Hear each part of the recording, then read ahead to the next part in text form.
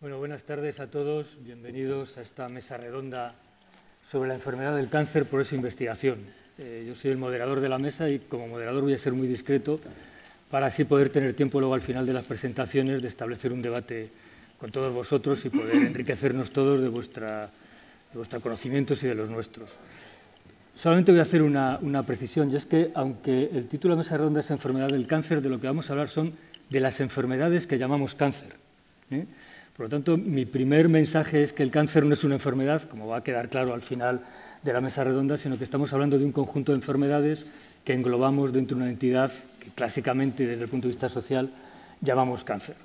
Entonces, para acompañarme en la mesa tenemos al profesor Eugenio Santos, que es catedrático de microbiología de la Universidad de Salamanca y director del Centro de Investigación del Cáncer de la Universidad de Salamanca y del Consejo Superior de Investigaciones Científicas, la doctora Consuelo del Cañizo, que es catedrática de la Universidad de Salamanca y ha sido jefe de servicio de hematología del Hospital Universitario de Salamanca hasta que decidió que prefería disfrutar de la vida y trabajar un poquito menos, que ha sido el año pasado, y que le echamos mucho de menos, los que seguimos todavía al pie del cañón.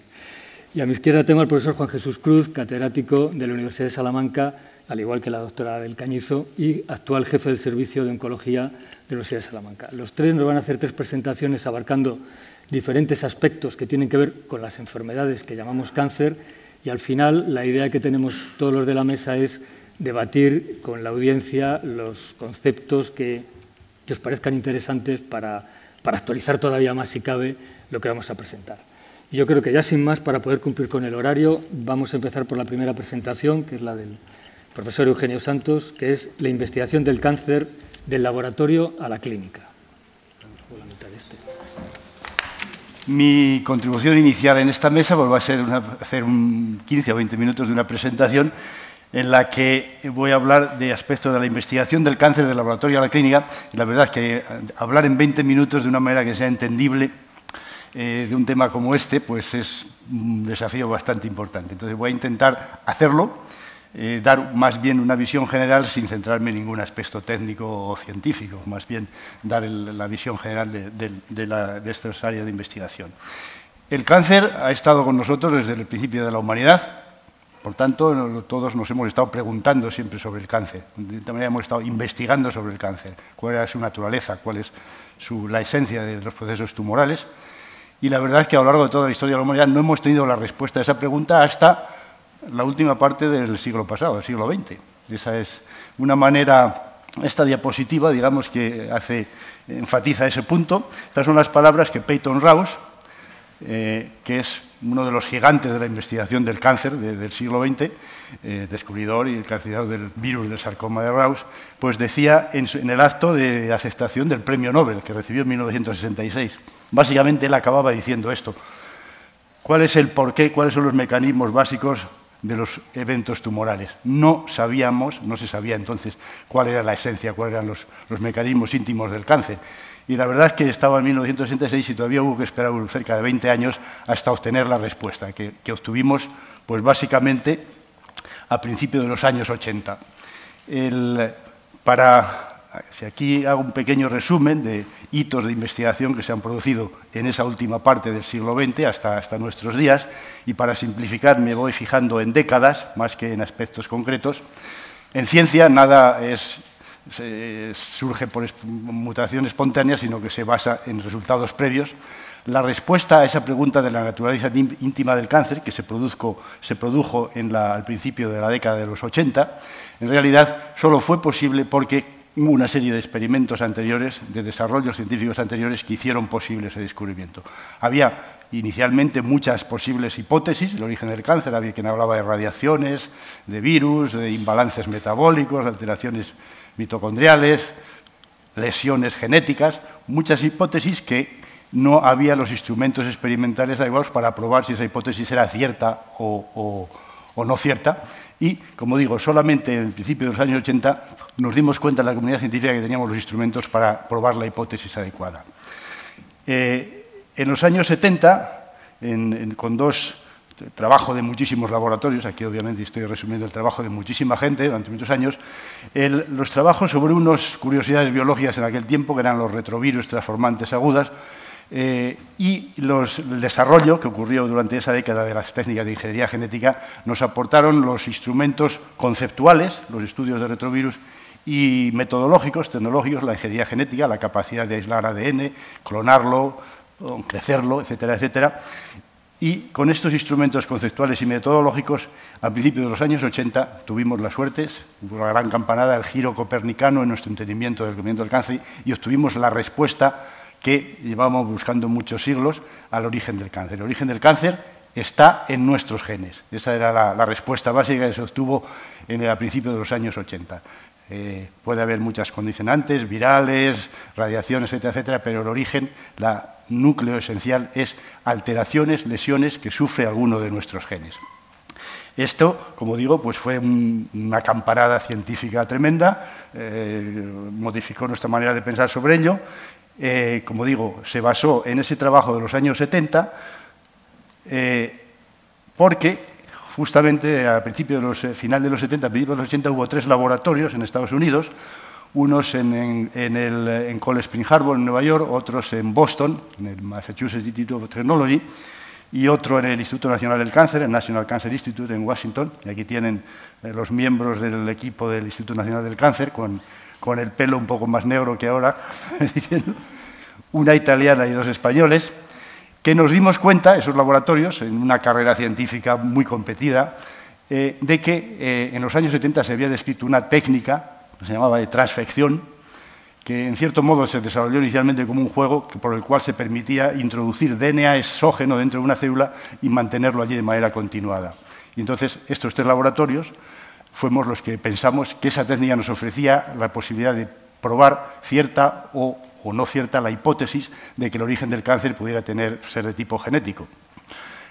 Extrajimos material genético de un tumor o de líneas celulares tumorales. Mediante la técnica de transfección las introdujimos en células normales de ratón y observamos que al cabo de una semana o 2 semanas esas células normales de ratón aparecían lo que se llama focos transformados, perdían la emisión por contacto. Que estas células, estos focos transformados, tenían todas las características de células tumorales, lo cual nos sugería que ese material genético que habíamos extraído del tumor era el responsable del desarrollo tumoral en ese aspecto. Luego, gracias también a los desarrollos de la ingeniería genética de los años 70, pudimos extraer el material genético de esos focos transformados y mediante la clonación pudimos llegar eventualmente a acabar con un pequeño fragmento de DNA humano clonado en un tubo de ensayo que demostramos que era el fragmento de DNA humano responsable de que estas células normales se convirtieran en transformadas. Es decir, teníamos la respuesta, el origen del cáncer está en nuestros genes. Ese fue, a nivel conceptual, un aspecto bastante importante. Tuvo un impacto científico muy grande. Aquí tienen algunos de los comentarios que las revistas top de la época, los editores comentaban entonces, que se cerraba el ciclo, que se identificara finalmente cuál era el origen del cáncer. Tuvo también, obviamente, impacto social, con entrevistas en primeras páginas de los periódicos en la época, pero lo principal y el principal impacto que tuvo es que cuando se demostró, y todos estuvimos convencidos de que esos resultados de la transfección eran válidos, a esos 3 laboratorios iniciales se sumaron cientos de otros laboratorios, sobre todo en Estados Unidos y en todo el mundo, y durante los años 80 esos cientos de laboratorios hicieron un trabajo extensísimo identificando muchos más de los genes que tienen que ver con tumores.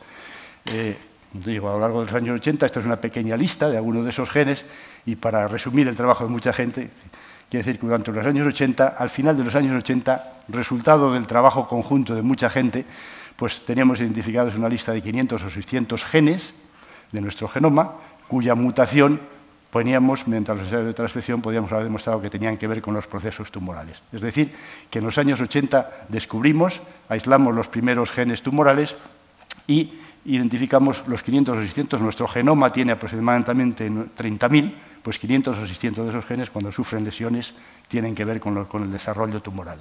Y eso fue el trabajo, el resultado de los años 80. Si nos movemos ahora a los años 90, la década siguiente, ya fruto del trabajo de esos cientos de laboratorios que estaban en la carrera, era identificar la función de las proteínas producto de esos genes. Lo que en los años 80 llamábamos oncogenes o genes tumorales, Lo que nos dimos cuenta en la comunidad científica durante los 90 es que efectivamente en las células normales esos genes no están ahí para producir cáncer, sino que tienen un papel fundamental en la regulación del ciclo celular de las células normales, de la proliferación normal.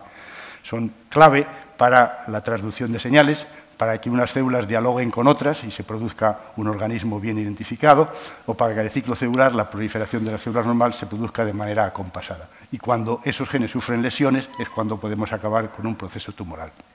Digamos que eso resumiría el trabajo de la década de los 90 de mucha gente.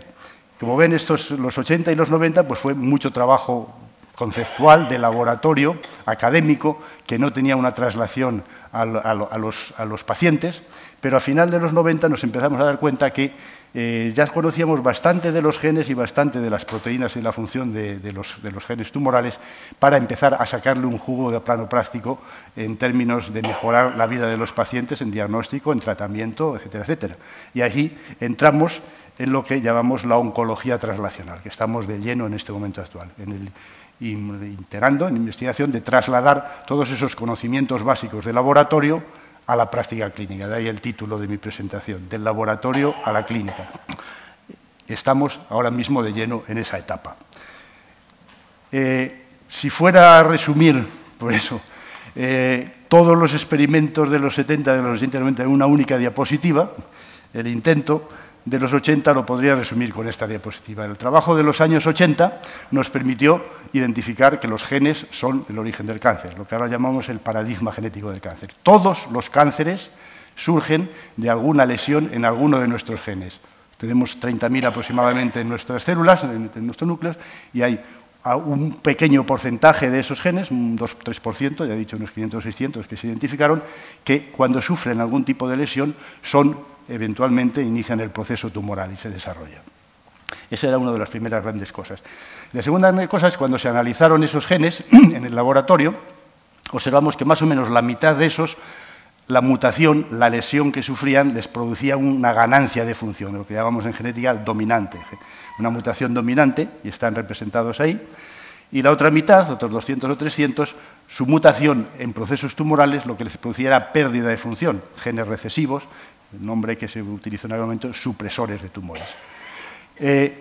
Podemos hacer una comparación de los genes dominantes, de mutación dominante con el acelerador de un coche y de los genes supresores con el freno de un coche. La mutación de los genes tipo dominante les produce ganancia de función. Si en un coche se nos queda el acelerador atascado, continúa y tiene un accidente. Lo mismo puede producirse si tenemos una lesión, se nos estropean los frenos y de la misma manera el coche procede hacia adelante. Entonces, básicamente lo que ocurre es que cuando tenemos las células normales en nuestro organismo, que están dividiéndose a una velocidad adecuada, controlada por reguladores positivos y reguladores negativos, si alguno de esos reguladores sufre una lesión, una mutación, eso produce un aumento en esa velocidad del ciclo celular, digamos, se nos estropea un gen tipo acelerador o un gen tipo freno. Si ofrece una segunda mutación en el freno, la velocidad del ciclo celular sigue procediendo a más velocidad y así sucesivamente, hasta que llega un momento en que una célula en la que se acumulen mutaciones en genes tipo acelerador o genes tipo freno adquiere una capacidad agresiva, una proliferación tan grande que digamos que declara la independencia y empieza a crecer por su cuenta, que es lo que ocurre en los procesos tumorales. Un proceso tumoral es un proceso de proliferación celular incontrolada. El resultado es siempre mutaciones, lesiones en alguno de nuestros genes que tienen este papel positivo o negativo de regulación. Digamos que este sería el concepto fundamental que podíamos extraer de los trabajos de los 80. En los 90, el leitmotiv es la función de esos genes, es señalización celular. Si hace 2 diapositivas hablábamos de genes tumorales, en los años 90 empezamos a darnos cuenta de que todos esos genes codificaban en realidad para los elementos que contribuyen a la transmisión de señales en las células eucarióticas. Estos elementos de transmisión de señales, como una célula habla con sus vecinas para que un organismo se desarrolle adecuadamente, utiliza palabras bioquímicas y los elementos de esa traducción de señales en realidad están codificados por lo que cuando hacíamos ensayos de transfección llamábamos oncogenes.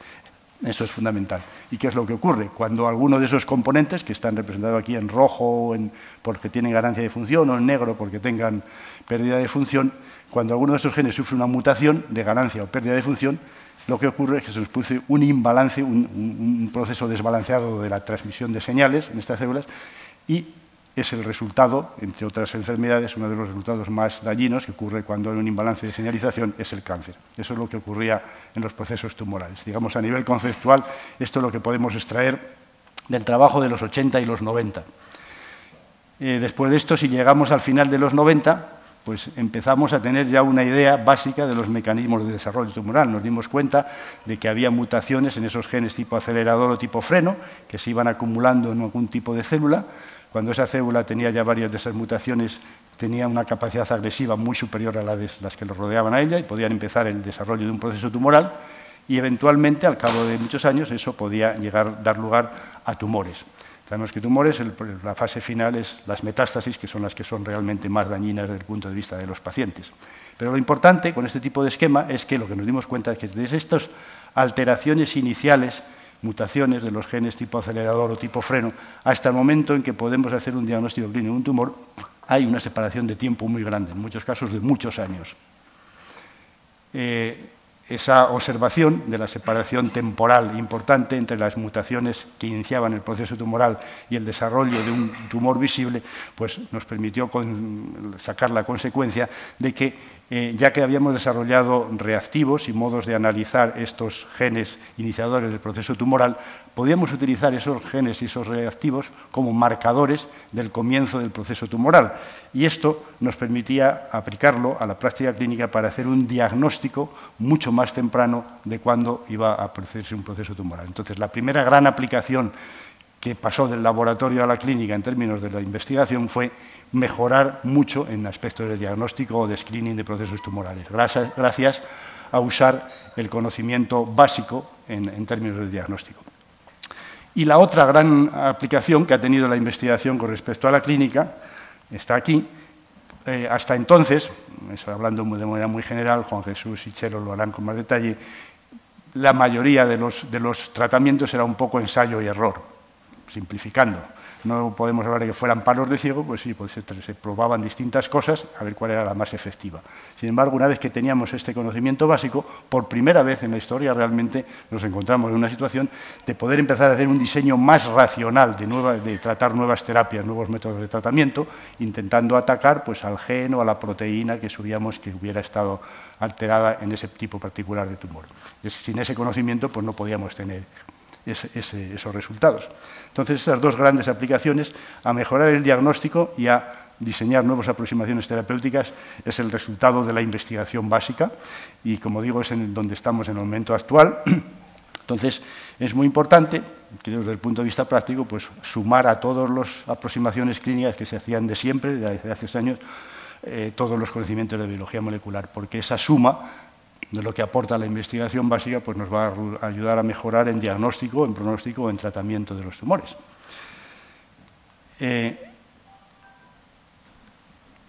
Entonces, digamos que esto sirve un poco de entrada, de presentación de lo que van mis compañeros a hacer en sus presentaciones. Yo voy a hacer ahora solamente dar un par de ejemplos de aspectos concretos de cuando al principio se empezó a observar resultados prácticos en términos de diagnóstico. Aquí tenemos, por ejemplo, en diagnóstico, hoy por hoy las tecnologías desarrolladas a partir de la biología molecular de detección de mutaciones, basadas en PCR, en Polymerase Chain Reaction, tienen una sensibilidad tremenda, de manera que nos permiten identificar una célula que es portadora de una mutación dentro de una mezcla de 1 millón o más, o 10 millones. La sensibilidad es 1 por 10 a la 6 o 1 por 10 a la 9, con bastante sensibilidad. Y además lo pueden hacer de una manera muy, muy reproducible. Con lo cual, si podemos utilizar cualquier material procedente de un paciente, podemos hacer este tipo de detección de una manera muy sensible de posibles mutaciones que estén en materiales de origen de pacientes. Para hacer un poco, dramatizar efectivamente cómo estas posibilidades técnicas han tenido una importancia grande en el desarrollo de métodos diagnósticos, voy a poner un ejemplo, en este caso de algunos resultados de laboratorio propios de mi laboratorio. Por ejemplo, esto es una publicación del año 1984 que tuvo mucho impacto desde el punto de vista conceptual, que por primera vez se demostraba en un paciente la presencia de mutación de un oncogen mutado en el tumor del paciente, era un paciente italiano de cáncer de pulmón, en la biopsia del tumor encontramos una mutación del oncogen KRAS. Sin embargo, en las células normales, en las células de la sangre de ese paciente, no estaba la mutación. Digamos que conceptualmente aquello contribuyó a demostrar que realmente la mutación de oncogenes es lo que tiene que ver con el desarrollo de los tumores. Eso lo hicimos con trucos bioquímicos en el que podíamos distinguir estas dos bandas. Nos indicaban que había un oncogen KRAS mutado en posición 12 y una banda gorda ahí arriba pues nos indicaba que no había mutación. Efectivamente, esto es lo que veíamos en el tumor y esto es lo que veíamos en las células del paciente, lo cual nos indicaba que conceptualmente era muy importante en aquel momento. Fue importante desde el punto de vista científico, desde el punto de vista práctico no fue, porque hay hicimos bastantes investigadores, trabajamos en ese trabajo durante un par de años y en el momento en que el artículo salió publicado en 1984, ya el paciente no estaba con nosotros. Fue interesante desde el punto de vista científico, pero no desde el punto de vista práctico. Esto, que ocurría entonces de esa manera, hoy por hoy, esa detección de las mutaciones del oncogen KRAS se puede hacer en cuestión de horas. Ahora sí se puede hacer un análisis de esa muestra y transmitirle la información al clínico para que pueda intervenir. Es un cambio radical y un cambio muy importante que ha contribuido bastante a la mejora de los diagnósticos en términos de cáncer. Y si eso lo hacíamos con un gen único, ahora hay técnicas de microarrays que nos permiten ensayar no solo un gen de una vez, sino miles de genes de una vez, con lo cual estamos multiplicando por miles de veces las posibilidades de rapidez y de eficiencia en ese tipo de detección de posibles mutaciones. Bien, si eso es, imaginen que empezando a aplicar ese tipo de diagnóstico de una manera más temprana, junto con los refinamientos de los tratamientos que habían de tiempo, pues aquí pongo una diapositiva del New York Times del año 2007, en que empezaron a darse cuenta, la noticia que dieron es que empezaron a observar por primera vez que las tasas de muerte, pues en este caso ellos la noticia la daban en cáncer de pulmón en hombres, empezaban a bajar. Esos datos realmente se han confirmado después, aquí hay datos de pulmón o algunos otros de gastrointestinal, pero para hacer la historia corta, esa capacidad de diagnóstico molecular más temprana, junto con todos los refinamientos de tratamiento que ocurrieron a lo largo de los años, es probablemente uno de los factores más importantes que tienen que ver con ese beneficio, con esa bajada en la mortalidad que estamos viendo hoy por hoy. Entonces, esto es un beneficio en términos de diagnóstico, en términos de tratamiento. Ha habido muchísimos trabajos de investigación caracterizando distintos aspectos de los tumores. Y esos conocimientos de investigación, digamos que a nivel de tratamientos nuevos, han dado lugar a tres aproximaciones típicas en profesiones. 15 minutos, pues 5 minutos. La aplicación de todos esos conocimientos han dado a tres aplicaciones: terapia génica, inmunoterapia y desarrollo de nuevos agentes farmacológicos. La terapia génica, digamos que es el futuro, sería la curación real del cáncer. Si el cáncer es originado por una mutación en un gen, deberíamos reinsertar la versión correcta de ese gen dentro de las células y observar la respuesta. Digamos, eso está a nivel experimental, funciona en algunas condiciones de laboratorio, pero es el largo plazo y el futuro que no es. Ahora, sin embargo, las otras dos aplicaciones, inmunoterapia y desarrollo de nuevos fármacos, están en explosión en el momento actual y realmente es muy significativo. Saltaré la terapia génica. En inmunoterapia, los tumores, para progresar, tienen que ser capaces de esconderse del sistema inmunológico, evitar el ataque por el sistema inmunológico. Utilizan diversas técnicas, diversos mecanismos moleculares y ese tipo y las aproximaciones de inmunoterapia lo que intentan es evitar ese escondimiento de los tumores del sistema inmunológico. Se han utilizado anticuerpos con distintos fármacos tóxicos o radiactivos, vacunas antitumorales, pero las dos grandes aproximaciones, que no voy a extender en esto, simplemente voy a mencionarlas, porque probablemente Chelo las mencionará, que han sido un resultado espectacular, en cierto modo poco esperado, que se esperaba más a medio tiempo, son estas dos aproximaciones. Una de ellas, lo que llamamos es manipulación, transferencia adoptiva de células, básicamente extraer las células inmunológicas del paciente, con tratamientos fuera del paciente reeducarlas para que sean capaces de reconocer a los tumores y volverlas a reinfundir en el paciente. El resultado ha sido espectacular muy recientemente. En realidad, la terminología que todos usamos es la terminología en inglés, las T-CAR cells, Chimeric Antigen Receptor, células T. Y la otra gran aproximación que ha dado resultados espectaculares desde el punto de la inmunoterapia es los checkpoint inhibitors, la regulación de la respuesta inmune, digamos que los genes que controlan el freno para que no se dispare demasiado la respuesta inmune, manipulando estas células y quitándoles ese freno. En el caso de tumores, las células T son capaces de empezar a reconocer otra vez los tumores y los atacan. Para hacer la historia corta, estos resultados han sido espectaculares. Estos hallazgos los han considerado en las grandes revistas científicas como los hallazgos del año más importantes en los últimos 2 o 3 años, con los resultados a nivel clínico en distintas formas tumorales, melanomas, pulmones, etcétera, han sido espectaculares. Y una razón importante de esos resultados es, al final del año pasado, el último premio Nobel de Medicina pues fue concedido a estas 2 personas que fueron las que desarrollaron inicialmente el conocimiento de los checkpoint inhibitors. Es una indicación de la relevancia de la inmunoterapia. Y finalmente, el otro gran aproximación terapéutica es el desarrollo de fármacos contra las distintas moléculas, los distintos oncogenes que transmiten señales dentro de la célula. Esto tiene la gran ventaja respecto a la quimioterapia clásica, que digamos que se carga células normales y todo lo que está alrededor, de que son dirigidas específicamente a la gente que es responsable del proceso tumoral. Y esto ya está también en el día a día funcionando. Hay fármacos como el Herceptin, que es muy útil en cáncer de mama, en un porcentaje de pacientes de cáncer de mama, porque ataca a la amplificación de un gen que en un 30 y tantos % de pacientes de mama se amplifica, y este Herceptin está en uso clínico, y Juan Jesús lo sabe mucho mejor, y desde hace años, otro que se conoce bastante, el Glivec, tiene unos datos espectaculares contra la leucemia mieloide crónica, y este mismo tipo de desarrollo de fármacos específicos contra distintas formas oncogénicas se está siguiendo produciendo en el momento actual, y esperamos que en años futuros siga este mismo desarrollo de nuevas moléculas farmacológicas. En definitiva, simplemente todas estas nuevas terapias, que nos explicará Juan Jesús mejor en su presentación, lo importante es que sean, quizá quedarme con estos 2 términos, dirigidas, porque son dirigidas específicamente al tipo de oncogen que está alterado en el tumor correspondiente, combinadas, porque si atacamos varios de estos oncogenes o varias líneas de traducción de señales al mismo tiempo, vamos a reducir la posibilidad de resistencias, que es una cosa que ocurre frecuentemente en clínica, y está en el momento actual en combinaciones de fármacos en muchísimas formas tumorales en explosión en el momento actual. Y la otra gran, digamos, palabra que convendría decir de las terapias que se están desarrollando a partir de investigaciones, el nombre de personalizadas o medicina de precisión.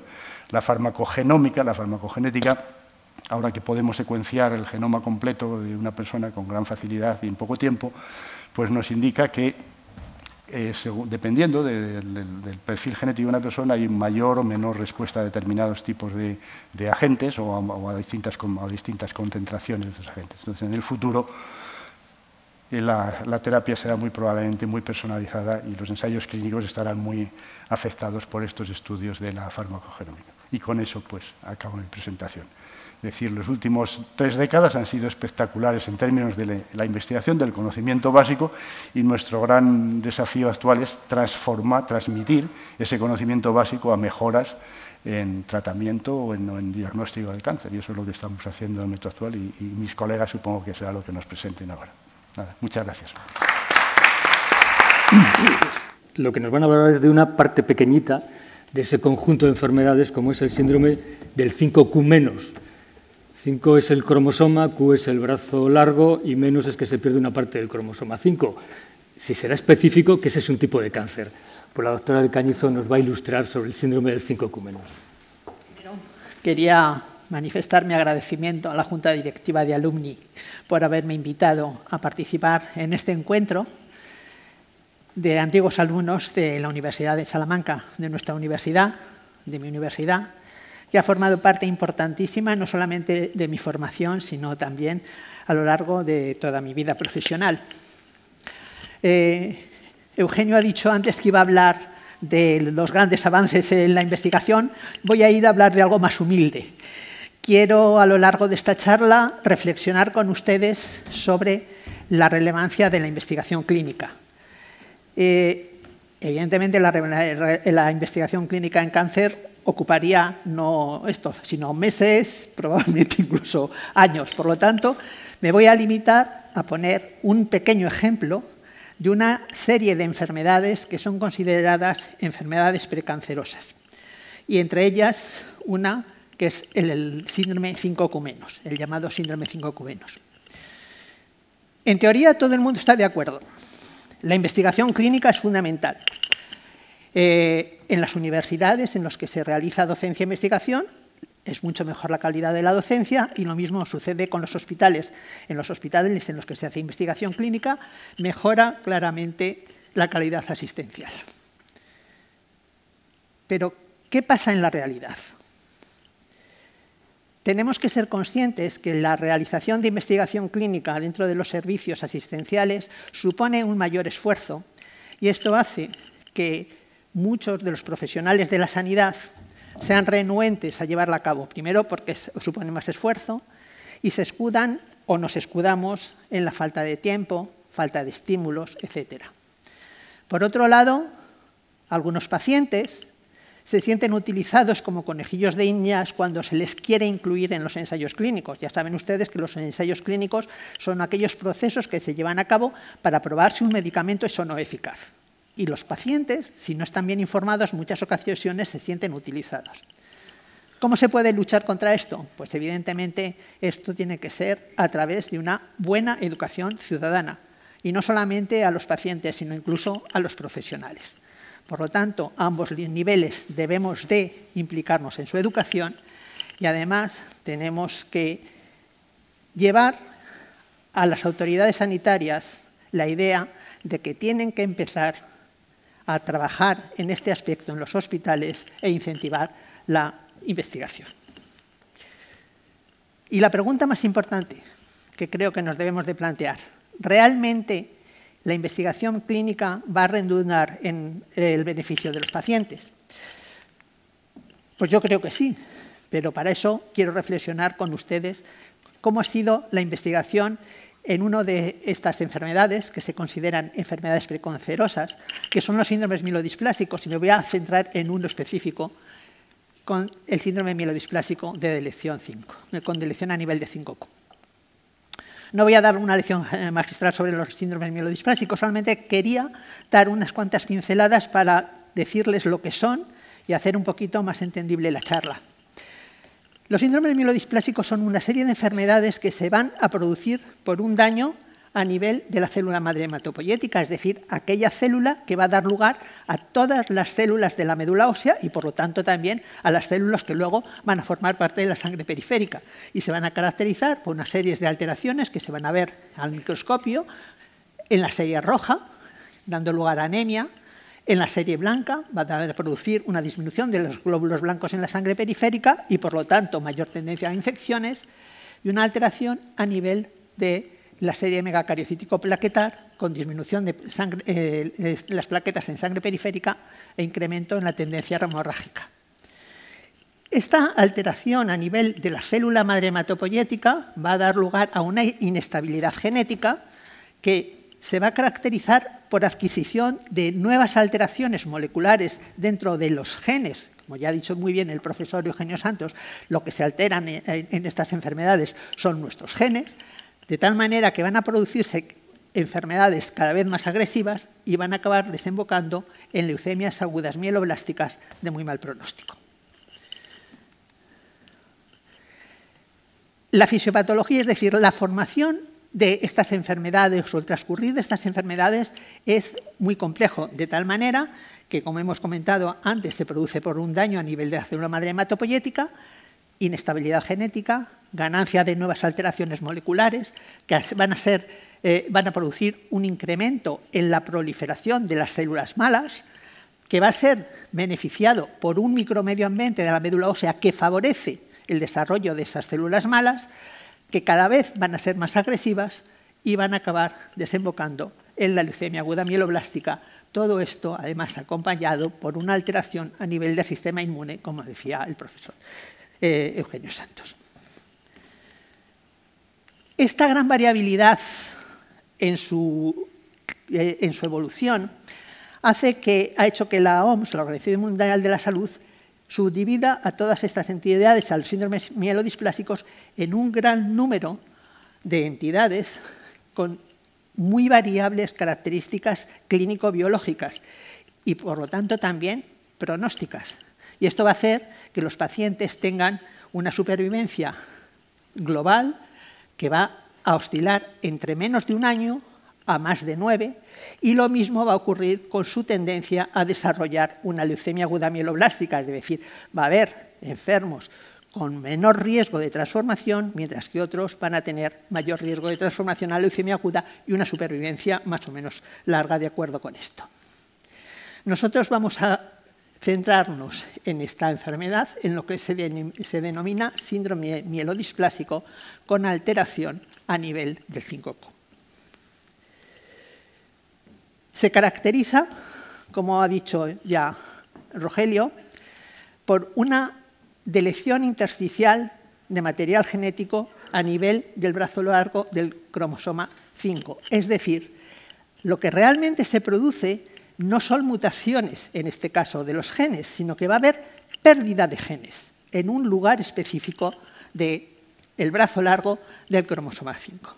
Y va a dar lugar a una enfermedad que se va a caracterizar desde el punto de vista clínico por una anemia que va a ser progresiva, de tal manera que prácticamente todos los pacientes van a desembocar en necesidad de recibir transfusiones, y desde el punto de vista biológico por una hipoplasia de la serie roja en la médula ósea, es decir, la serie roja en la médula ósea está disminuida, hay un aumento de plaquetas o en la sangre periféricas, pero estas plaquetas van a ser anormales en su función, y además van a tener estos pacientes un riesgo no desdeñable de transformarse en una leucemia aguda mieloblástica, de tal manera que a los 5 años del diagnóstico el 30% de estos pacientes desarrollan la leucemia aguda. Se ha considerado a esta enfermedad siempre dentro de los síndromes mielodisplásicos de buen pronóstico. Como ustedes pueden ver aquí, está situada entre las líneas superiores de supervivencia, pero como decíamos antes, el riesgo de evolución a leucemia aguda no es desdeñable. Y lo que es además también importante por el impacto que tiene en la calidad de vida de los pacientes. Todos ellos, o la gran mayoría de ellos, al final van a acabar desarrollando necesidades transfusionales, de tal manera que a los 20 meses del diagnóstico, el 85% de los pacientes tienen que estar yendo periódicamente a los hospitales a recibir sangre. Y esta necesidad transfusional no solamente va a tener un impacto sobre la calidad de vida, sino que va a tener un impacto negativo sobre la supervivencia de estos pacientes, de tal manera que aquellos que desarrollan las necesidades transfusionales van a tener una vida más corta que las que no desarrollan la necesidad transfusional. En esta diapositiva lo que les quiero mostrar es cómo ha evolucionado la investigación de esta enfermedad a lo largo de los años. La primera definición de esta enfermedad la realizó Van den Berghe en el año 1974. Pero hubo un largo periodo de tiempo en el que prácticamente no se avanzó en su conocimiento. Fue en el año 2002 cuando el grupo de Woodwall y colaboradores describen lo que es la región comúnmente deleccionada, es decir, la región exacta que se perdía en el brazo largo del cromosoma 5Q y los genes que podían estar implicados en el desarrollo de la enfermedad por su pérdida en esa región. Pero curiosamente, en esta enfermedad empieza el desarrollo de la investigación clínica casi antes que el desarrollo de la enfermedad molecular. Y esto fue porque también en el año 2002 un grupo de investigadores, LIS y colaboradores, empiezan a incluir a pacientes en ensayos clínicos con una nueva molécula, la lenalidomida, y publican sus resultados en el año 2004. A raíz de esta publicación, un numeroso grupo de investigadores moleculares empiezan a investigar para saber cuáles eran los mecanismos que estaban implicados en esta enfermedad, por qué estos pacientes específicamente estaban respondiendo también a un agente nuevo, la lenalidomida. Y de esa manera empiezan a hacer publicaciones sobre nuevos mecanismos de producción de este tipo de enfermedades. Y así vieron, por ejemplo, que había un gen, el RPS14, que se perdía y que su haplodeficiencia, es decir, el no estar presentado en los dos alelos, hacía que se produjese una alteración de la proteína que codificaban que trabajaba a nivel ribosómico. Y empezaron a ver también que había una serie de microRNAs, el 1145 y el 1146, que se perdían y hacían que tuvieran estos pacientes una serie de manifestaciones clínicas como era la anemia o como era la trombocitosis.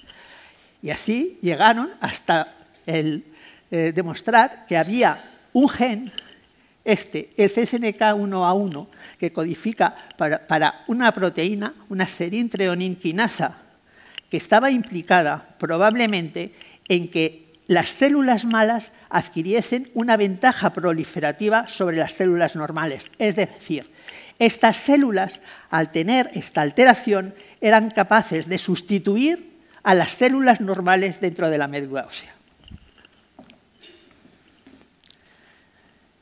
Y se vio, a continuación, que todas estas alteraciones eran responsables de las manifestaciones clínicas, de tal manera que la pérdida del RPS14 hacía que se produjese la anemia, hacía que se produjese además un aumento de la muerte dentro de la médula ósea de las células rojas, es decir, se aumentaba la apoptosis, o se veía que la pérdida de los microRNAs hacía que se sobreexpresasen ciertos genes. ¿Pero por qué se le ocurrió a alguien utilizar la lenalidomida? La lenalidomida es un inmunomodulador semejante a la talidomida. Ustedes todos conocen la talidomida y todos nos acordamos de sus efectos secundarios y para lo que fue utilizada, pero la talidomida también se ha estado utilizando en oncología. Y se había utilizado en los síndromes mielodisplásicos y se había visto que en algunos pacientes tenían una respuesta parcial con aumento de la hemoglobina y de disminución de las necesidades transfusionales. ¿Por qué no probar la lenalidomida, que era algo similar a la talidomida, pero que era más eficaz y tenía menos efectos secundarios? Pues empezaron a realizar el primer ensayo clínico, como ya les he comentado, en el año 2002. Incluyen 43 pacientes, pero de todos los tipos de síndromes mielodisplásicos de bajo riesgo. ¿Y qué pasó? Pues vieron que había respuestas eritroides, pero lo más importante es que de 12 pacientes que tenían la enfermedad de 5Q-, 10 alcanzaban respuesta eritroide, es decir, recuperaban la hemoglobina. Y en 8 de ellos se obtuvo una respuesta citogenética completa, es decir, desaparecía la alteración citogenética a nivel de la médula ósea. Esto hizo que a continuación empezasen ya a realizarse ensayos clínicos centrados específicamente en esta enfermedad. Y fue nuevamente LIST el que empieza a incluir pacientes en un nuevo ensayo clínico solamente con pacientes con alteración a nivel del 5Q y, como ven, tienen unas respuestas eritroides buenísimas con un tiempo de respuesta muy corto, entre 4 y 5 semanas los pacientes respondían y recuperaban hemoglobina, fíjese, hasta 5,4 puntos. Dense cuenta que nosotros habitualmente nuestra hemoglobina oscila entre 12 y 15 gramos. Pues ellos, la media de recuperación de la hemoglobina era de 5 gramos. Para un paciente que estaba con 7 gramos de hemoglobina se ponía en una hemoglobina normal. Pero es que además, esto, aparte de la recuperación de la hemoglobina, muchos de estos pacientes obtenían respuestas citogenéticas dentro de la médula ósea. Y las respuestas, además, eran duraderas, puesto que la independencia transfusional duraba varios años. El ensayo clínico en fase 3 se realizó ya aquí en Europa, con una importante participación española. Y en este nuevo ensayo clínico, lo que se hizo es lo que se hace habitualmente en este tipo de ensayos, ver si realmente ese medicamento era más eficaz que un placebo. Y para eso se dividieron a los pacientes en 3 brazos distintos. Uno de ellos recibieron el placebo, en otro recibieron la lenalidomida a 2 dosis diferentes. ¿Y qué se vio? Pues en esta diapositiva pueden ver ustedes claramente la respuesta de la hemoglobina a lo largo del tiempo. Aquí estaría la hemoglobina a dosis más baja, aquí la lenalidomida a la dosis más alta y aquí abajo el placebo, del cual, como ustedes pueden ver, prácticamente no había modificaciones significativas de la hemoglobina de los pacientes. Esto redundó, como hemos comentado antes, y demostró otra vez que era verdad que los pacientes podían hacerse independientes de transfusiones. Y esta mejoría en la calidad de vida, es decir, no tener que ir al hospital a transfundirse, además se acompañaba de una mejoría en la supervivencia, es decir, los pacientes que alcanzaban independencia transfusional vivían más tiempo que aquellos que no respondían al tratamiento. El Grupo Español de Síndromes Mielodisplásicos ha tenido también una importante labor investigadora en esta enfermedad, de tal manera que en este trabajo se incluyen un total de 215 pacientes, todos con alteración a nivel de 5Q, y se demostró que los pacientes que realmente sobrevivían más a la utilización de la lenalidomida eran aquellos que respondían con independencia transfusional y o en los que se obtenía la respuesta citogenética completa. En otro estudio también, este mismo grupo demostró que aquellos pacientes que eran dependientes de transfusiones en el momento del diagnóstico sobrevivían menos que los pacientes que no dependían de transfusiones, pero es que además los que mejoraban la supervivencia eran los tratados con lenalidomida. Y en ese momento este grupo se planteó una cuestión.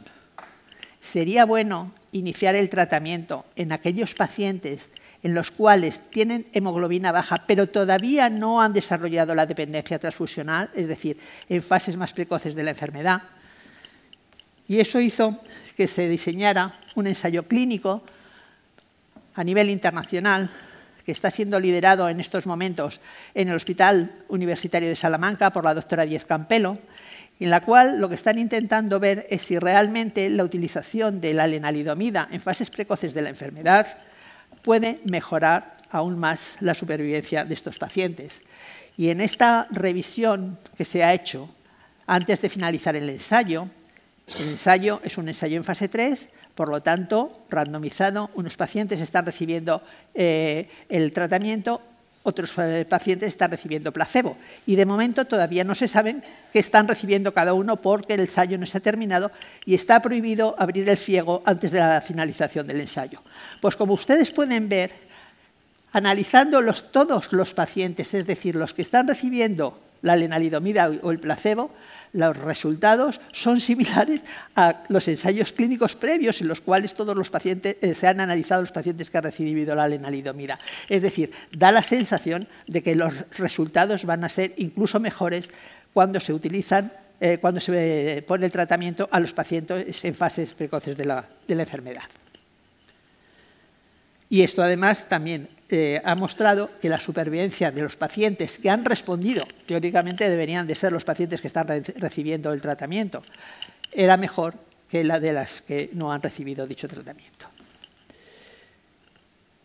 A lo largo de este desarrollo clínico de la lenalidomida, es decir, a lo largo de todos estos años en los que hemos ido tratando a los pacientes, resulta que se han ido realizando todas las investigaciones moleculares a las que me he referido previamente para saber por qué funcionaba ese medicamento. Y finalmente se ha visto que realmente lo que está pasando es que la lenalidomida lo que favorece es, en colaboración con el cereblón, que a esta molécula, que es la responsable, que hemos comentado antes, de que aumentase la proliferación, la ventaja proliferativa del clon patológico, se ubiquitinizase y se degradase en el proteasoma, desaparece esta proteína, desaparece la ventaja proliferativa del clon neoplásico y reaparece la hematopoiesis normal. ¿Podemos darnos por satisfechos con todo esto que hemos hecho? He comentado al principio de la charla que los síndromes mielodisplásicos se caracterizan por el desarrollo sucesivo de nuevas mutaciones. Y entre ellos una mutación que es siempre un indicador de mal pronóstico de las enfermedades, es la mutación a nivel de TP53. Y TP53, las mutaciones de TP53 son relativamente frecuentes en estos pacientes con alteración a nivel de 5Q. En ocasiones al inicio de la enfermedad, en ocasiones durante su evolución. Y esta mutación de TP53 va a provocar una expansión clonal y el desarrollo de resistencia a la lenalidomida, al tratamiento. Y esto, por tanto, va a influir en que va a empeorar el pronóstico de estos pacientes y la supervivencia en aquellos que tienen las mutaciones a nivel de TP53. Por lo tanto, mi pregunta, una de las preguntas que nos planteábamos al principio, ¿merece la pena la investigación clínica? Desde el punto de vista profesional, yo tengo que decir que creo que sí, porque educa y forma una mente inquieta, desarrolla el espíritu de observación y el espíritu crítico, exige estar al día en la disciplina sobre la que se está investigando. Es un recurso, desde luego, importante contra la desmotivación y la adaptación a la rutina. Exige un trabajo en equipo. Requiere mayor esfuerzo, sin duda alguna, por parte de los profesionales de la sanidad, pero creo que, sin duda alguna, mejora la calidad asistencial. Y creo también que es necesario hacer la investigación clínica, pero siempre que se pueda hacerla en coordinación con la investigación básica. ¿Redunda este esfuerzo en beneficio de los pacientes? Esta es la reflexión que yo quería que ustedes hiciesen.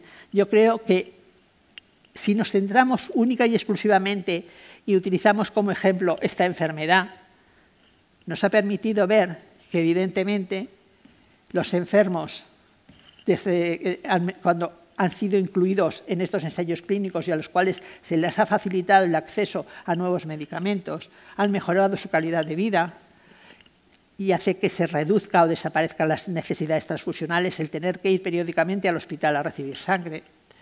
Mejoran su supervivencia global y en estos, los que responden además, se retrasa el desarrollo de la leucemia aguda, que tiene un pronóstico infausto. Ha ayudado en estos casos a profundizar en el conocimiento de nuevos mecanismos de producción de este tipo de enfermedades. La haplodeficiencia creo que es algo que puede ser muy importante en aquellos casos en los que hay pérdida de material genético en algunas enfermedades, y esto hace que se puedan investigar nuevas opciones y aproximaciones terapéuticas, y demuestra además que la investigación clínica en ocasiones puede orientar incluso a la investigación básica a intentar investigar nuevas aproximaciones. Es decir, no tenemos por qué pensar que nosotros no podemos tener ideas. Podemos tener ideas y colaborar con los investigadores básicos para intentar desarrollar nuevo conocimiento. ¿Es suficiente lo que hemos conseguido en esta enfermedad? Evidentemente no. No curamos la enfermedad, mejoramos mucho la calidad de vida y la supervivencia de los pacientes, pero no curamos la enfermedad. Y realmente no evitamos que se acaben transformando muchos de ellos a leucemia aguda. Por lo tanto, tenemos que seguir investigando. Eso es fundamental. Y finalmente, yo quisiera, aparte de mostrar mi agradecimiento a todos, a alumni, mostrar mi agradecimiento a las personas que han estado conmigo a lo largo de todos estos años, a los que considero mis jefes y mentores, el doctor Agustín Ríos, el doctor López Borrasca y el doctor Jesús San Miguel, a la gente de mi laboratorio, que siempre me ha estado apoyando en las investigaciones, en las pequeñas cosas que podíamos ir haciendo cada día, evidentemente a todo el personal del servicio de hematología que está implicado tremendamente en la investigación clínica a lo largo de todos estos años, al Hospital Universitario de Salamanca, donde he desarrollado mi labor profesional, a la Universidad de Salamanca, evidentemente, y, por supuesto, a todos ustedes por su atención. Muchas gracias. En la tercera charla me imagino que el profesor Juan Jesús Cruz, que va a hablar de algunas aportaciones de la innovación a la oncología médica, pues va hacer la confluencia básico-clínico, clínico-básico. Cuando quieras, Juan Jesús. No lo sé, lo intentaré. Bueno, yo en primer lugar quiero dar las gracias a Angelita Calvo, darle la enhorabuena porque yo creo que es un éxito lo que ha logrado hoy, y espero que a lo largo de estos días, de reunir en nuestra universidad, la Universidad de Salamanca, a los antiguos alumnos de esta universidad, tanto de este lado del Atlántico como del otro. Con lo cual, muchas gracias y enhorabuena, Angelita. Yo creo que en las charlas anteriores se ha dicho claramente, yo iba a decir algo en relación con la genética del cáncer y tal, pero Eugenio Santos lo ha hecho magníficamente, y aparte que es de las personas que puedo hablar en primera persona, valga la redundancia, porque él estuvo implicado en esos primeros descubrimientos, con lo cual es un orgullo el que esté aquí con nosotros y que nos haya podido hablar. En términos muy generales, otra cosa que quería decir antes de empezar es que la profesora Callizo ha hablado de un tumor que son los tumores hematológicos en general, y los tumores hematológicos son enfermedades sistémicas por definición, porque están en la sangre y van a todos sitios. Yo voy a hablar de los tumores sólidos, que normalmente son tumores que se inician en un sitio y luego se hacen o no sistémicos, con lo cual las terapéuticas y la forma de actuar es totalmente distinta. Y lo digo, y lo voy a decir en homenaje al profesor Gómez, que está ahí conmigo, en que los tumores sólidos, hoy por hoy todavía, el tratamiento fundamental y clave es la cirugía. La inmensa mayoría de los tumores, si se curan hoy, es por cirugía. Con lo cual, en estas palabras, creo que se centra en lo que estoy diciendo. Hoy sabemos que está aumentando la incidencia del cáncer, y la incidencia del cáncer posiblemente sea por el envejecimiento. El envejecimiento hace dos cosas. Normalmente las alteraciones genéticas se van a producir más veces a lo largo de la vida, cuanto más años viva, y si hay factores exógenos que están influyendo sobre esas alteraciones genéticas, pues evidentemente cuanto más años esté expuesto, pues más facilidad hay para que yo tenga tumores. Luego el envejecimiento es la causa principal del aumento de la incidencia del cáncer. En España, sin querer alarmar en estos momentos, 1 de cada 2 varones haremos un cáncer a lo largo de la vida, 1 de cada 3 mujeres hará un cáncer a lo largo de la vida. Lo cual, lo que estoy diciendo, es muy serio. El cáncer hoy es la primera causa de muerte en España en varón y la segunda causa de muerte en las mujeres. Desde los años 90, por primera vez ha descendido la mortalidad a una proporción del 1% anual, ha pasado de un 40 a un 60%, y fundamentalmente ha sido por el diagnóstico precoz. Cuanto antes diagnostiquemos un cáncer de los que estábamos hablando, será extirpable y, por tanto, será curable. Y también por los avances terapéuticos. Y estos avances terapéuticos han sido posibles gracias a lo que se ha hablado, a los avances tecnológicos y a los avances en el conocimiento. El conocimiento ha permitido la innovación. La innovación, que es de lo que yo quería hablar, es si investigar es invertir recursos para generar conocimiento, innovar es invertir en conocimiento para generar valor y utilidad en el mundo real. Un poco lo que decía Eugenio de pasar de la básica a la clínica, de hacer la translacional. La innovación no lo es si el destinatario, la sociedad a la que va dirigida, no lo percibe como tal. Luego, la innovación exige resultados. Hitos en el conocimiento del cáncer, ya se ha dicho antes, pero aunque se conoce desde siempre, cuando hubo un conocimiento científico del cáncer fue en el siglo XIX, cuando Virchow pudo decir que el cáncer, que la esencia del cáncer era la alteración celular. Y fue la teoría de que cada célula procede de una célula y que en el cáncer fue el paradigma de las enfermedades que se producían en las células, y esas células posteriormente daban una serie de circunstancias que no vamos a entrar.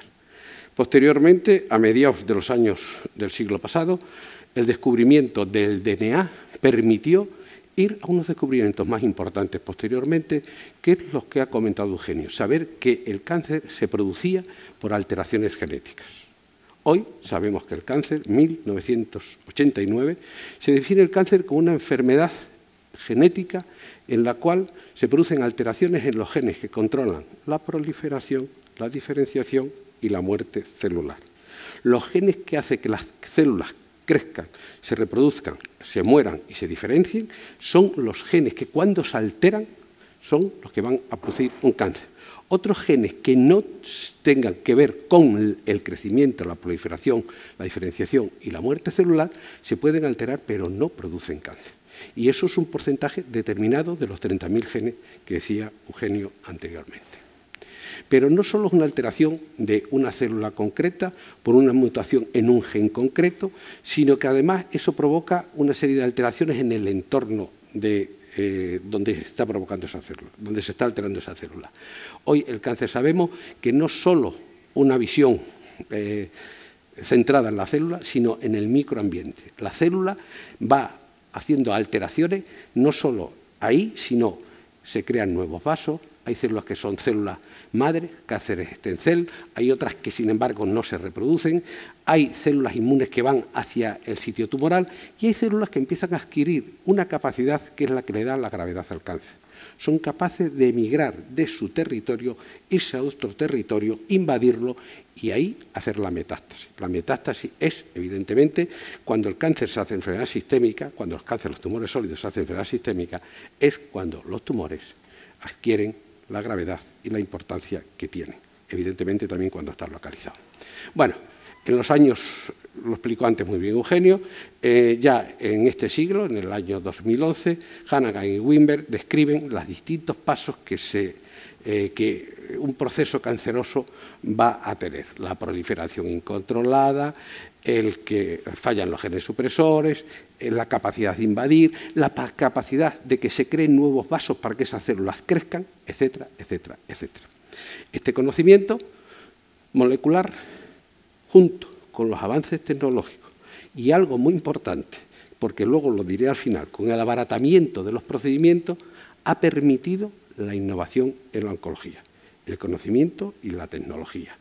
El saber qué es lo que está pasando nos ha permitido estudio de susceptibilidad. Hoy podemos decir, porque cuando dije antes que el cáncer es una enfermedad genética, ya sabemos todos que es genética, no en el sentido hereditario que de una forma manida se hizo habitualmente. Cáncer hereditario hay poquísimo, se hereda susceptibilidad al cáncer, pero cánceres hereditarios son muy pocos, es alteración de los genes, como hemos dicho, pero hoy podemos determinar genes que dan susceptibilidad en una familia concreta al cáncer, o nuevas clasificaciones tumorales. Hoy todo el mundo sabe que el cáncer de mama no es igual. Hay un cáncer de mama que es luminal A, otro que es luminal B, otro que es HER2 enriquecido y otro que es triple negativo. Y esos tumores son totalmente distintos. Hemos podido tener indicadores pronósticos y predictores de respuesta, optimización de fármacos y algo que ya se ha mencionado, terapias contra dianas moleculares o medicina de precisión. Y el último hito en el tratamiento, que es la inmunoterapia. Cuando me vaya pasando me lo dice, pues si no me enrollo y me pierdo. Medicina de precisión. La medicina de precisión, hasta ahora los tumores los hemos tratado por el órgano en el cual estaba el tumor, el cáncer de ovario, el cáncer de pulmón, etcétera, etcétera. Sin embargo, como he dicho, hoy esos tumores son totalmente distintos y lo que pretendemos no es una diana que antes era el DNA, célula que se está reproduciendo con la quimioterapia, yo le pego y se ha acabado, sino la alteración molecular concreta que tenga me determina un tipo de cáncer concreto y yo, en teoría, tendré una medicina que va a ir contra esa alteración molecular concreta que tiene el tumor. Sin embargo, esto que queda tan bonito también, yo sé que tiene una mutación, yo sé que esa mutación es la que produce el cáncer, entonces pues ataco la mutación con la tecnología, con todo lo que tenemos, pero eso es muy difícil. Y es muy difícil por una razón muy sencilla, porque un tumor de los sólidos, pues 1 centímetro cúbico tiene 1000 millones de células. 1 centímetro cúbico tiene 1000 millones de células. Vayan haciendo la proporción que quieran. Y entonces hay una gran heterogeneidad celular dentro del mismo tumor y las metástasis que hace a lo mejor no tienen nada que ver con el tumor primitivo con el que yo tengo la muestra en aquellos momentos. Y además, el tumor es dinámico. Cuando pasa el tiempo, esas mutaciones son diferentes de las del tumor primitivo. Con lo cual, esta medicina de precisión, esto tan bonito que hemos dicho, de que yo tengo una alteración molecular y le pego a la alteración molecular, hoy por hoy todavía es casi ciencia ficción.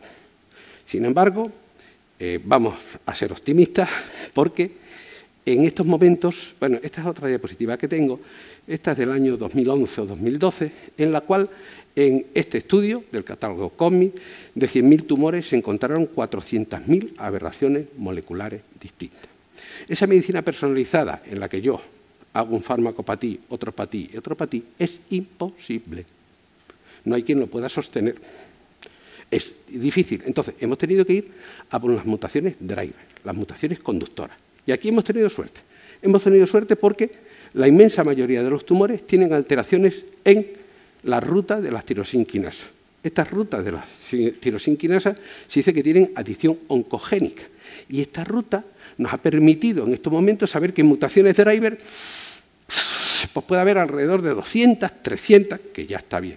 Y encima son dinámicas, son cambiantes, pero en ciertos tumores o en ciertos subgrupos parece que esas conducciones, estas alteraciones driver son lo suficientemente importantes para que si yo las controlo, logre controlar el tumor.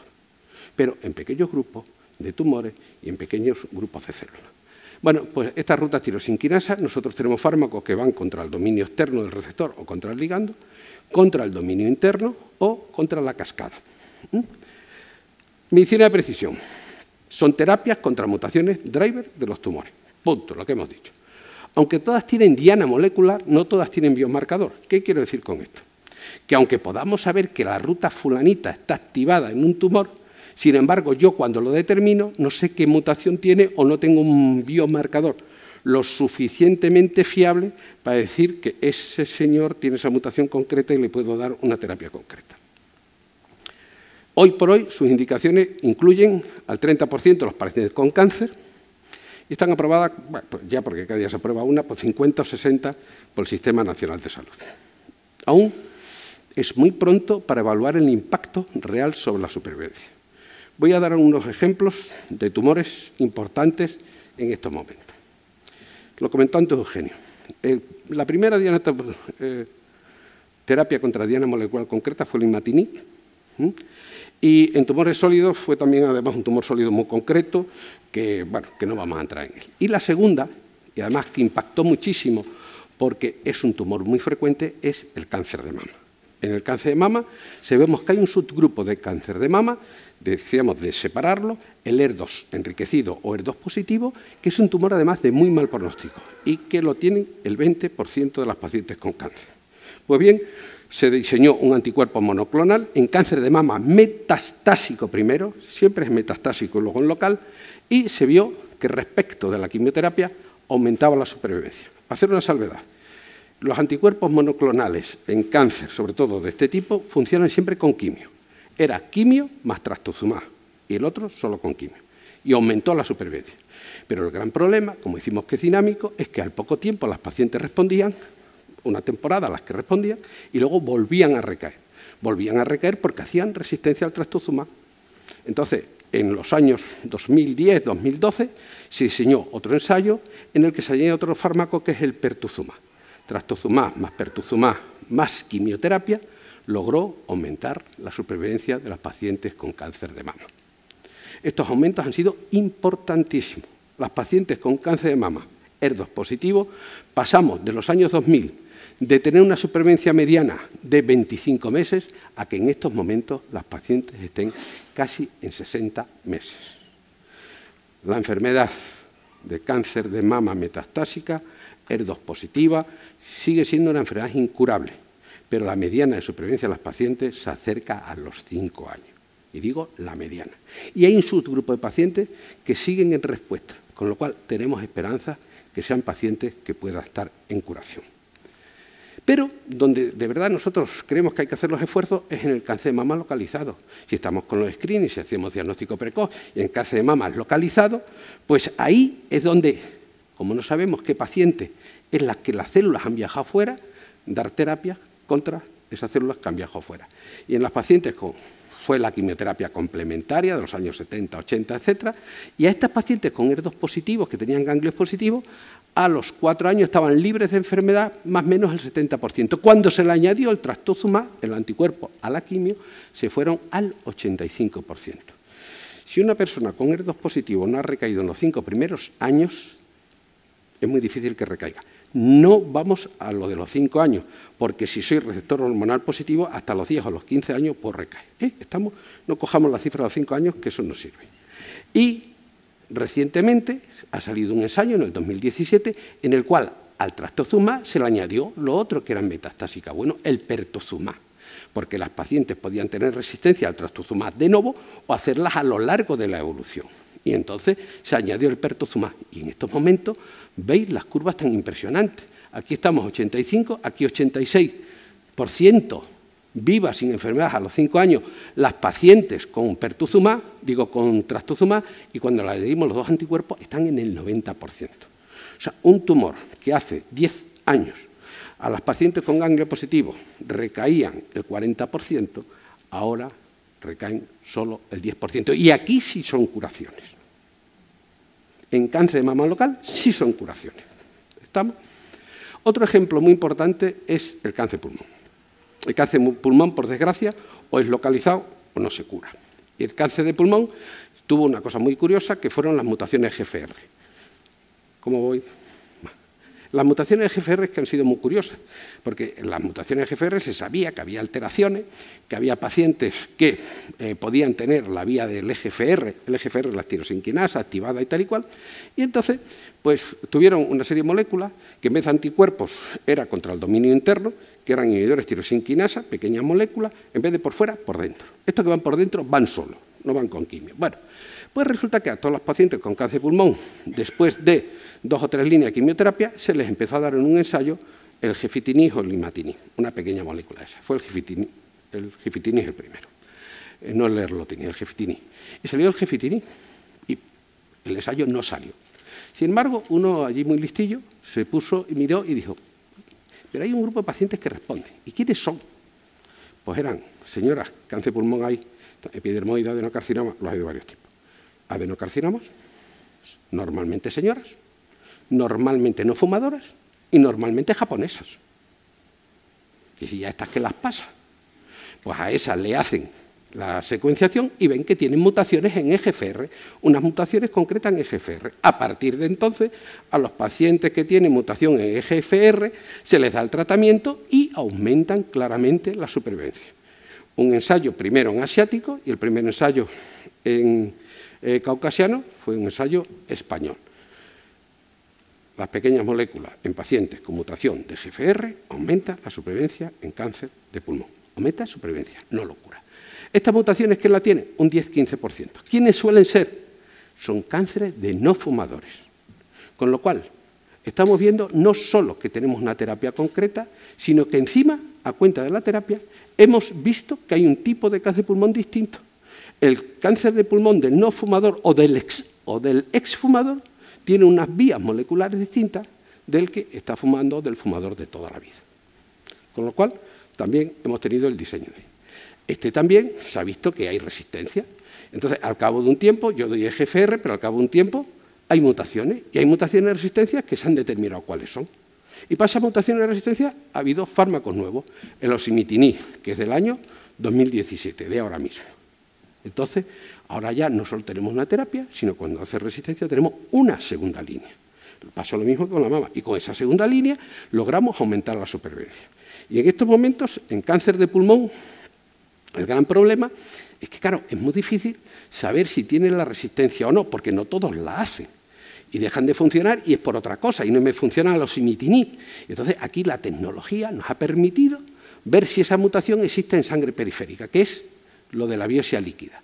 Las células están viajando por la sangre, las células del pulmón, tumorales, viajan por la sangre, las determino, veo si tienen la mutación, y si tienen esa mutación concreta de resistencia, le doy el ositinib y aumento la supervivencia.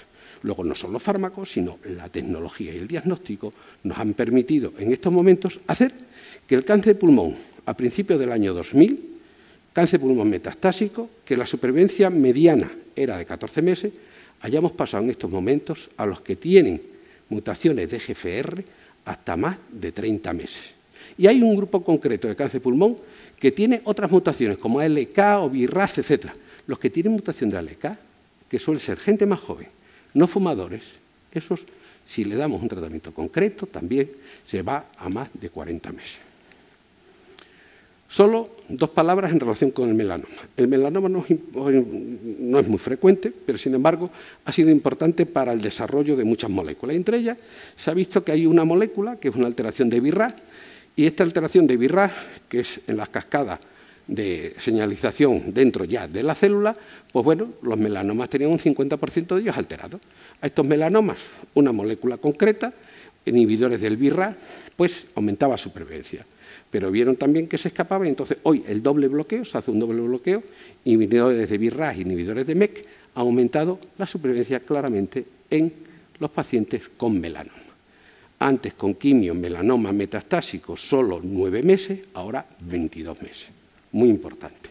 Pero aquí sí que ha sido importante porque esto es de antes de ayer, no está la referencia, pero es del 2019, en la cual esto lo hemos pasado a melanoma locorregional. Cuando yo estirpo un melanoma que tiene riesgo, si le añado estas moléculas y tiene alteración de BRAF, aumenta la supervivencia y disminuye la recaída. Luego de la metástasis hemos pasado a la enfermedad locorregional, aumentando la supervivencia, cosa que no ha pasado aún en cáncer de pulmón. Entonces, las terapias de precisión que han aportado. Seleccionar el grupo de pacientes susceptibles a terapias específicas, tratamos a quien hay que tratar y evitamos tratar a los que no hay que tratar. Hemos visto que hay tumores diferentes dentro de la misma localización y que encima tienen etiologías distintas y pronósticos distintos y terapias específicas, mutaciones GFR, no fumadores, etcétera, etcétera. Avances en el seguimiento por biopsias líquidas, podemos determinar si recae o no recae y si hace resistencia o no por biopsia líquida, solo en un grupo, en el pulmón, no está admitido todavía más. Y ha aumentado la supervivencia en tumores tan frecuentes como cáncer de mama, que incluso aumentando curaciones en el local, cáncer de pulmón, cáncer de colon y otros menos frecuentes como ovario, cáncer de estómago, renal, de células claras, melanoma y hepatocarcinoma. Entonces, la medicina de precisión en estos momentos ha permitido aumentar discretamente la supervivencia en muchos tumores y empezar a curar ciertos tumores, aumentar el número de curaciones en ciertos tumores con las otras terapias, como en cáncer de mama o en melanoma. Y en cáncer de pulmón, lo digo por el ejemplo, pues tumores que tenían una esperanza de vida de 12-13 meses, en ese subgrupito del 14-15%, podemos pasar a 30 y tantos meses. Y en el subgrupito de la alteración de ALK, que es un 2%, pasamos al 40 a 4 años. La inmunoterapia, lo ha comentado antes Eugenio, la inmunoterapia se conoce desde finales del siglo XIX. En el siglo XIX, una anécdota de alguien que no me enrollo porque si no me pierdo, se vio que podía regresar sarcomas, etcétera, etcétera. Bueno, a lo largo del siglo XX se pudo ver que los tumores normalmente activaban la inmunidad y que la inmunidad de cada individuo hacía o podía controlar esas alteraciones que tenían las células y que eso duraba un tiempo y que en un momento determinado el tumor se escapaba. Es lo que se llamó la inmunovigilancia. Y cuando el tumor se escapaba, pues el escape tumoral.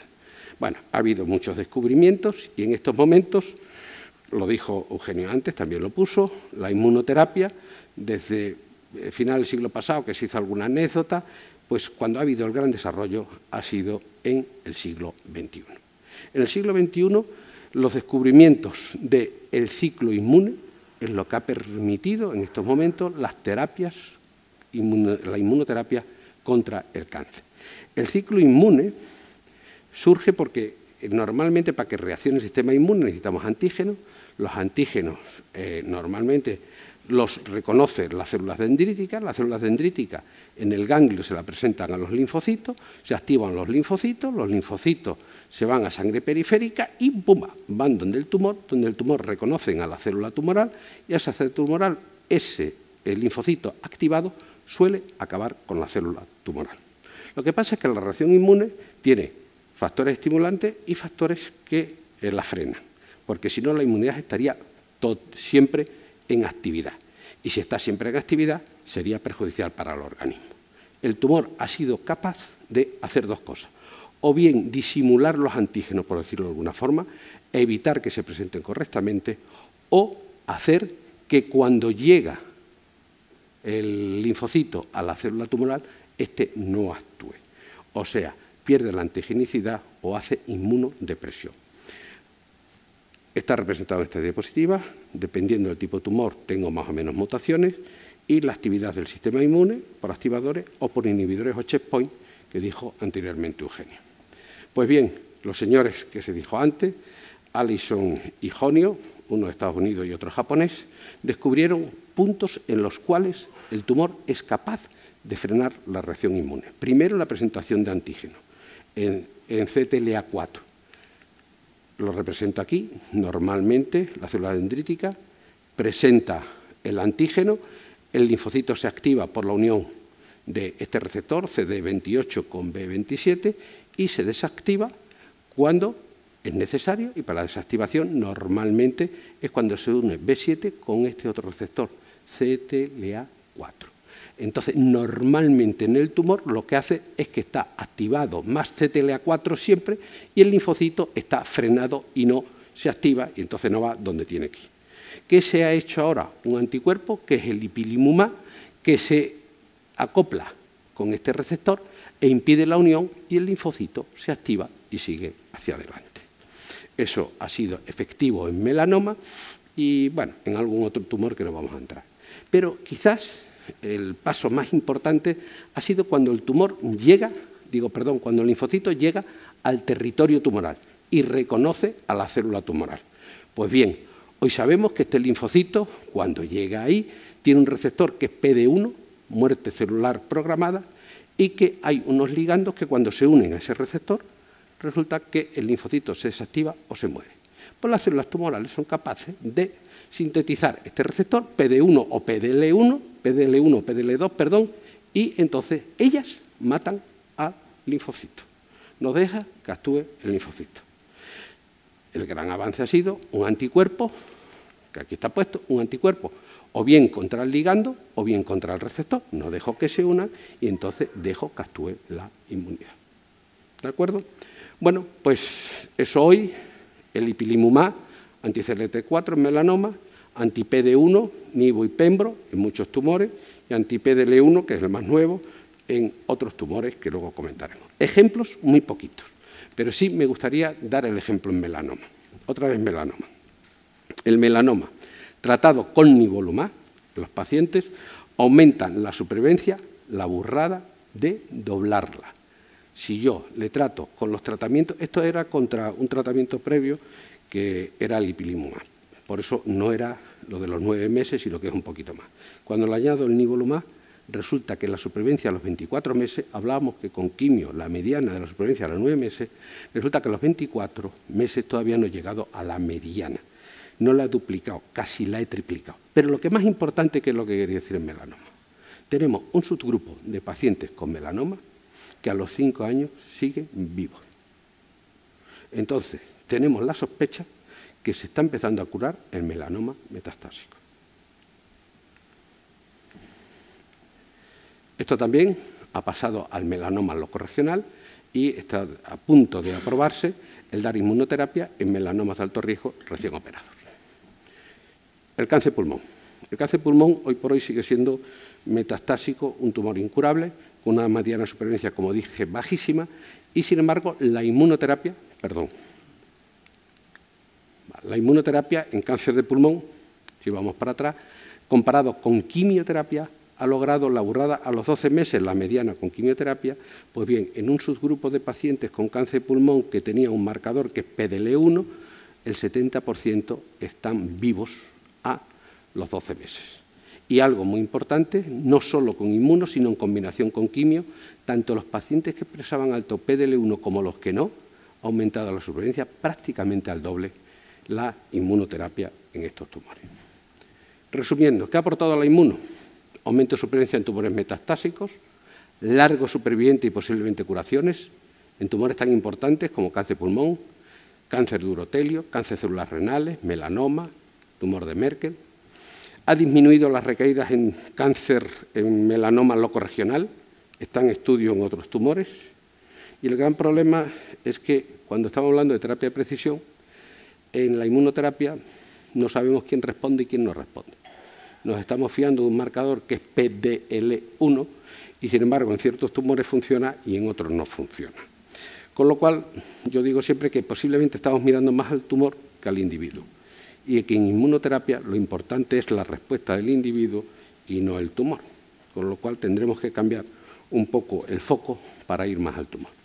Y acabo diciendo algo que en este foro quizás no sea muy importante, pero en otros foros sí lo es, que la innovación, de forma general, ha permitido pasar en los últimos 20 años de una supervivencia del 40% a los 5 años a más del 60%. Y de ello, no digo que sea única responsable, ha contribuido de forma decisiva la terapia médica que hemos estado hablando, la medicina de precisión y la inmunoterapia. El gran problema es que ha disparado el gasto farmacéutico. El gasto farmacéutico ha pasado en estos años de unas cifras como las que tenemos ahí a doblar prácticamente. Y esto sigue increciendo. En España, el Sistema Nacional de Salud es el que permite el mantenimiento de todas este tipo de terapias y, evidentemente, es un problema que digo que no es el momento de hablar de él. España dedica a la sanidad el 9,2% del Producto Interior Bruto y a medicamentos contra el cáncer, pues casi 2.000 millones de euros. Eso da un problema, que es el problema de que la innovación es cara y tenemos que sostener el sistema. Tenemos que hacer un equilibrio entre la innovación y la sostenibilidad del sistema sanitario en estos momentos. En España hay otro problema importante, que es que tenemos 17 comunidades autónomas que tienen transferida la sanidad con criterios no uniformes, y cuando tenemos una sanidad que lo que busca es la igualdad y la equidad en toda España, sin embargo, con las comunidades autónomas esto no acaba de suceder. No me meto en ese problema porque no es de esta charla, y acabo diciendo que la innovación, parafraseando a Churchill en la batalla de Inglaterra, la innovación posiblemente esté marcando el principio del fin de la pesadilla del cáncer.